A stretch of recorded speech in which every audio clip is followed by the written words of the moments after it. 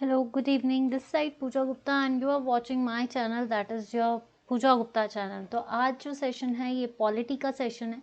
I hope कि आपके history के सेशंस अच्छे हैं। नेक्स्ट टाइम से जो है आपको एक 2-3 चेंजेस जो हैं वो मिल जाएंगी। संडे को मैं आपको अनाउंस कर दूंगी। तब तक आज जो है आप पॉलिटी के सेशन को देखते हैं। तो चलिए फर्स्ट क्वेश्चन है, आपका सिर्फ इतना सा सपोर्ट है कि आप प्लीज़ वीडियो को लाइक एंड शेयर ज़रूर करें। तो फर्स्ट क्वेश्चन आपके आगे है, which one of the following state has the highest number of reserve seats for the scheduled tribes in the Lok Sabha. निम्नलिखित में से किस राज्य में लोकसभा में अनुसूचित जनजातियों के लिए आरक्षित सीटों की संख्या सबसे अधिक है। अभी तो आपने देखा होगा कि आरक्षण भी जो है वो बढ़ा दिया गया है, तो जिसके बेसिस पे अब जो देखिए बढ़ाया है फॉर 10% और उसके बाद उसका 27% जो है ओबीसीज के लिए कर दिया है। वैसे हमारी स्टेट्स के अंदर भी जो रिजर्व सीट्स होती हैं वो एससी और एसटी के लिए होती है। तो इसमें से ऐसी कौन सी सबसे बड़ी स्टेट है जिसमें सबसे ज़्यादा नंबर ऑफ रिजर्व सीट्स है? किसके लिए? एसटी के लिए। बिहार, उत्तर प्रदेश, मध्य प्रदेश या गुजरात? अगर हम बिहार की बात करें तो बिहार में लोकसभा की सीट्स हैं 40, जिसमें से 5 जो हैं वो एससी की साइट्स हैं, लेकिन एसटी की कोई भी साइट नहीं है। ठीक है। अगर हम बात करें उत्तर प्रदेश, सबसे ज़्यादा मेंबर्स लेजिस्लेटिव असेंबली के भी कहाँ से? उत्तर प्रदेश। इसकी लोकसभा की सीट्स हैं आपकी 80, और जिसमें से आप ये कह सकते हो एससी जो हैं वो 17 रिजर्व सीट्स हैं एससी की, बट नो एसटी। यहाँ पे भी एसटी की कोई सीट नहीं है। मध्य प्रदेश में जो साइट्स हैं लोकसभा की वो 29 है, जिसमें से एससी और एसटी की हैं 6 और एससी की हैं 4। ठीक है। तो एससी की 6 हैं, एससी की 4 है, एसटी की 6। गुजरात की जो सीट्स हैं वो हैं 26 लोकसभा की हैं और 22 जो हैं एससी की हैं, बट 4 जो हैं वो एसटी की हैं।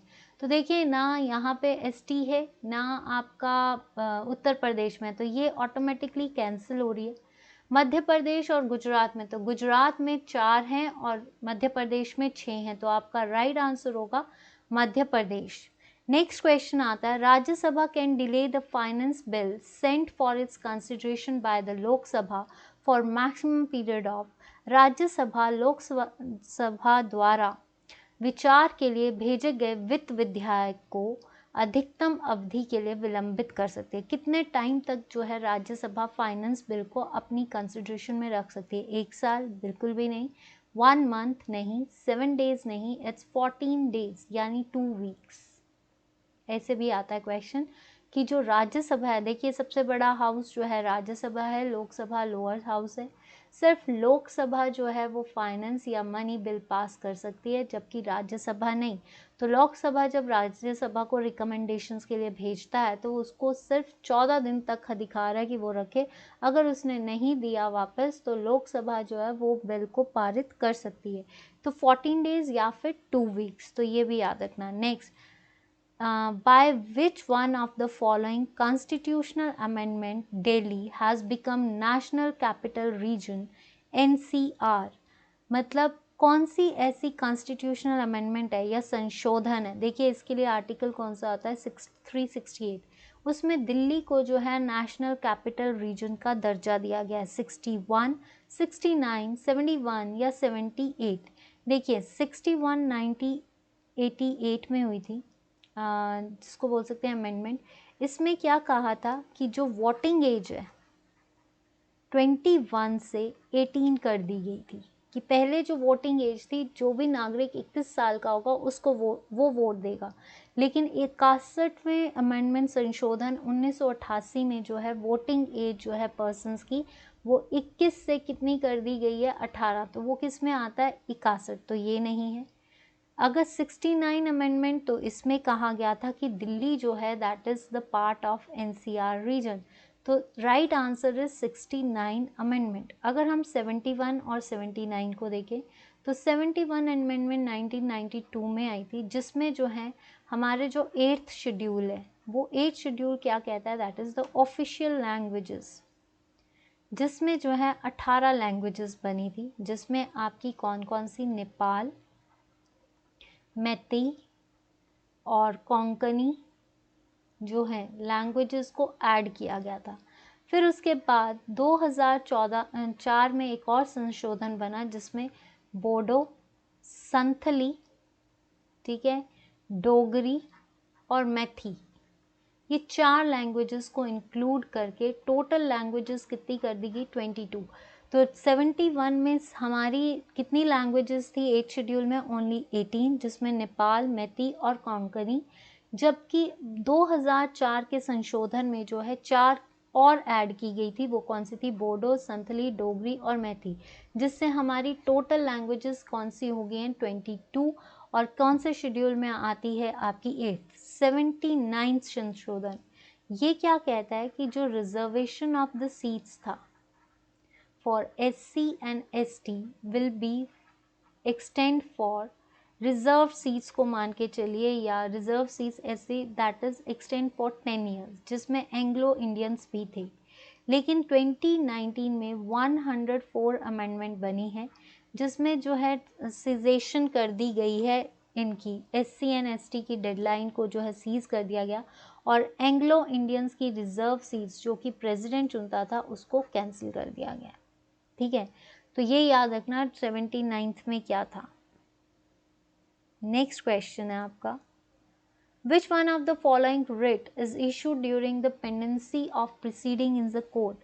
निम्न में से कौन सी रिट अदालत में कार्यवाही की लंबितता के दौरान जारी की जाती है? को वारंटो का मतलब होता है what is your authority. Prohibition that is to cut, what is to certify, certify करना, मैंडेमेंट्स वी कमांड। ठीक है, दीज आर द रिट्स जिनका मतलब पूछा जाता है। इसमें कौन सी रिट्स जो हैं, जो लीगल बॉडीज के लिए रिट्स होती हैं वो होती है सर्टोरी और प्रोहिबिशन। पेंडेंसी के लिए आती है प्रोहिबिशन। प्रोहिबिशन जो है ये पेंडेंसी के लिए होती है जितनी भी है, और सर्टोरी जो है जो भी रिट्स है उनको वापस रिस्टोर करने के लिए जो है सर्टोरी। तो answer is prohibition. which is not included in directive principles of state policy। directive principles किस में आता है, पार्ट 4, ठीक है, 35 to 51 आर्टिकल्स, और 4A जो आता है वो फंडामेंटल ड्यूटीज के लिए आता है। ठीक है, तो इसमें कहा गया है कि कौन सा जो है डायरेक्टिव प्रिंसिपल स्टेट पॉलिसीज का नहीं है। प्रोहिबिशन ऑफ लिक्विड ये भी है डायरेक्टिव प्रिंसिपल्स में, इक्वल वेज ये भी उसमें आता है, और राइट टू वर्क ये भी जो है डायरेक्टिव प्रिंसिपल्स के अंदर आता है। लेकिन राइट टू इंफॉर्मेशन जो है नहीं। RTI एक्ट जो है वो कब बना था, 2005 में। This question is very important. The president of India can be impeached by, जो प्रेजिडेंट ऑफ इंडिया है, प्रेजिडेंट जो है यूनियन की बात की जाती है तो वो एग्जीक्यूटिव की, तो पार्ट 5 में 52 आर्टिकल में आता है, और इम्पीचमेंट जो होती है वो 61 आर्टिकल के अकॉर्डिंग है। महाभियोग, जो कोई भी आइदर 2 हाउसेस, कोई भी हाउस, चाहे वो राज्यसभा है चाहे वो लोकसभा है, 2/3 ऑफ द मेजॉरिटी से जो है ये पास किया जाता है, और 14 डेज के अंदर अंदर ही जो है प्रेसिडेंट को इन्फॉर्म किया जाता है। तो Lok Sabha, chief justice of India या पार्लियामेंट। तो अगर बात की जाए यहाँ लोकसभा, देखिए कोई भी हाउस हो सकता है, चीफ जस्टिस तो नहीं कर सकता। लोकसभा आर्टिकल 81 में आती है और चीफ जस्टिस 124 में।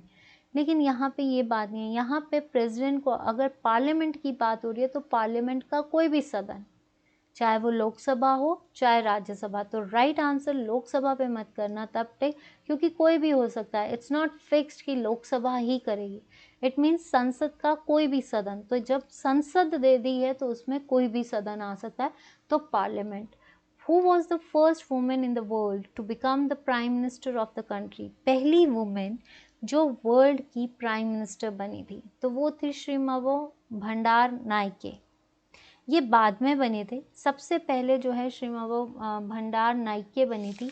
ठीक है, तो ये जो थी ये आपकी भंडार नायके। ठीक है, मार्गरेट थैचर जो थी ये बाद में 1992 के आसपास बनी थी। तो ये है आयरन लेडी। इंदिरा गांधी ये बनी थी 1960 में। ठीक है, और हमारे इंदिरा गांधी जो बनी थी वो 1967 में बनी थी, तो ये नहीं है। ठीक है, तो आंसर इज श्रीमव भंडार नाइके, श्रीलंका की। नेक्स्ट क्वेश्चन देखते हैं, by which constitutional amendment act Delhi was given the status of national capital territory of India. This question is जो है ये हाल ही में जो कोई पेपर हुआ है, रिसेंट पेपर्स जो 2021 में जुलाई में हुए हैं उसमें पूछा गया ये क्वेश्चन है, ये जो स्लाइड है। तो इसमें देखिए अभी हमने किया था कि स्टेटस, मैंने कुछ और क्वेश्चन डाला था लेकिन उसमें अमेंडमेंट्स चेंज की गई हैं, पर आंसर 69 ही आएगा। 1785 86 अमेंडमेंट 2002 क्या कहती है, that is to give education from 6 to 14 years of age, ठीक है। 78 अमेंडमेंट जो है that is the land reforms, land reforms जो 9th शेड्यूल के अकॉर्डिंग आता है, और 9th शेड्यूल क्या कहता है, validation of acts and regulations, ठीक है, जो 9th शेड्यूल में आता है। 85th जो होता है that is to give constitutional seniority to the in case of reservation seats, reservation seats में जिनको सीनियरिटी देनी चाहिए वो आता है, तो ये नहीं है, ये नहीं है, 86 भी नहीं है, ठीक है। Which of the following can summon a joint sitting of both the houses of the parliament? Joint sittings जो हैं वो किसके अकॉर्डिंग आती है, स्पीकर ऑफ द लोकसभा जो होता है वो 93 में आता है, प्राइम मिनिस्टर जो है दैट इज 75, जिसमें प्रेसिडेंट जो है प्राइम मिनिस्टर को आर्टिकल 75 के तहत जो है चुनता है, जो मेजॉरिटी पार्टी होती है। फिर प्राइम मिनिस्टर जो है वो क्या करता है, अपनी कैबिनेट को भी जो है article with the promises of आपके प्रेसिडेंट, मतलब आर्टिकल 75 जो है that deals with the prime minister on the basis of president, और प्राइम मिनिस्टर प्रेसिडेंट जो है फिर उनके, क्योंकि जब प्राइम मिनिस्टर अपना कैबिनेट बनाएगा तो उसको किनको इन्फॉर्म करना पड़ेगा, प्रेसिडेंट को। और 74 आर्टिकल बोलता है कि जितने भी काउंसिल ऑफ मिनिस्टर्स हैं to aid president, aid their advice to the president. 74 और 75 में कौन है, chairman of Rajya Sabha is ex officio chairman, जो कि हमारे हैं वाइस प्रेसिडेंट। तो आंसर कौन करता है, प्रेसिडेंट करता है। इसका आर्टिकल आता है 108। 108 में कभी ज़रूरत पड़ जाए तो प्रेसिडेंट जो है प्रो डिसोल्यूशन, या फिर जैसे इसमें बोल सकते हैं आर्टिकल 108 में जॉइंट सिटिंग्स ले सकते हैं। Who can recommend the dissolution of the Lok Sabha before it's expiry. Lok Sabha की एक्सपायरी जो है वो कब होती है, स्पीकर ऑफ लोकसभा करता है, प्राइम मिनिस्टर करता है, प्रेसिडेंट करता है, या पार्लियामेंट्री अफेयर्स मिनिस्टर। ना ही ये रिकमेंड कौन करता है, स्पीकर भी नहीं करता। Who can recommend the dissolution of before it's president on the advice of prime minister, ठीक है। कि जो आपका आर्टिकल है ये आता है 85, जिसमें प्रेसिडेंट के पास अथॉरिटी होती है कि वो डिसॉल्व कर सके, प्रोग्रेस कर सकते, ये प्राइम मिनिस्टर नहीं। हु कैन रिकमेंड, तो वो सिर्फ प्रेसिडेंट के पास पावर है, ठीक है। तो ये आता है आर्टिकल 85 में, ठीक है। प्राइम मिनिस्टर मैंने आपको बता दिया, आर्टिकल 75 में इसकी जो है वो बात की जा सकती है। नेक्स्ट क्वेश्चन आता है आपका, कोई भी डाउट होगा आप पूछ लेना। The Congress socialist party was, एक सेकेंड पेन चेक कर लो। Congress Socialist Party was set up in the year 1934, 23, 39 या 25। 25 में फर्स्ट टाइम जो है Sarojini Naidu become the president, Indian president of Indian national Congress from Kanpur, ठीक है। 1939 पे त्रिपुरी सेशन में सुभाष चंद्र बोस को री इलेक्ट किया गया था, ठीक है, ये हमने किया है। और उसमें जो है बाद में सुभाष चंद्र बोस ने जो है रिज़ाइन कर दिया था, जिसके बाद किसको बनाया गया था, राजेंद्र प्रसाद को जो है प्रेसिडेंट बनाया गया था, ठीक है। तो ये नहीं है। 1923 में जो है आप इसको ऐसे याद कर सकते हो कि 19 जो है आपकी दिस बंधु कमेटी, दैट इज़ फॉर, आप ये मान के चलो it's dealing with Lord reading. Lord reading ने एक कमेटी खोली थी, ठीक है। अगर 1922 याद करना है दैट इज़ आपका गया सेशन, देश बंधु ने किया था ये, ठीक है। नेक्स्ट आता है आपका जिसमें स्वराज पार्टी की डिमांड हुई थी। Answer is 1934। 1934 में आपकी सोशलिस्ट पार्टी खोली गई पटना में, और इसको खोला किसने था? जेपी नारायणन ने, जेपी नारायणन, ठीक है। The total strength of non aligned members countries are 120, 115 या फिर आपका 125 या 130। तो 160 1961 में खोली गई। इसका हेडक्वार्टर कहाँ है? बेलग्रेड, ठीक है। तो आज कितने मेंबर्स हैं? That is 120 members are there. Who among the following was never a deputy prime minister of India? YB Chavan, LK Advani 2002 से 2004 तक बने थे, उस टाइम के प्राइम मिनिस्टर थे मिस्टर वाजपेयी, ठीक है। देवीलाल 2 बार बने, एक बार बने 79 से 80 और फिर एक बार बने थे आपके 19 से 91, 90 से 91 और एक बने 89 से 90 तक, ठीक है। तो ये नहीं थे, ये भी डिप्टी रह चुके हैं। YB चौहान ये रहे थे 1979 से 80 तक, उस टाइम पे चौधरी चरण सिंह जो थे हमारे प्राइम मिनिस्टर रह चुके हैं। तो ये नहीं है, तो आपके पास ऑप्शन क्या बची? गुलजारी लाल नंदा जो हैं वो कभी भी जो है आपके डिप्टी प्राइम मिनिस्टर में। देखिए देवीलाल जो थे एक टाइम पे 1991 में विश्व प्रताप सिंह जो थे वो बने थे आपके प्राइम मिनिस्टर थे उस टाइम पे। तो Gulzari Lal Nanda. On which of the following freedoms can reasonable restrictions be imposed on the grounds of security of the state? निम्न में से किस स्वतंत्रता पे राज्य की सुरक्षा के आधार पर युक्ति युक्त प्रतिबंध लगाया जा सकता है? Speech and expression, peaceful assembly, movement या एसोसिएशन। और तो अगर सिक्योरिटी के बेसिस पे किसी भी स्टेट पे कुछ फ्रीडम्स पे रिस्ट्रिक्शंस करनी है तो वो है हमारी स्पीच और एक्सप्रेशन, स्पीच और एक्सप्रेशन। तो स्टूडेंट्स आज का ये छोटा सा सेशन आई होप कि आपको अच्छा लगा होगा। कोई भी डाउट होगा तो आप ज़रूर पूछ लेना।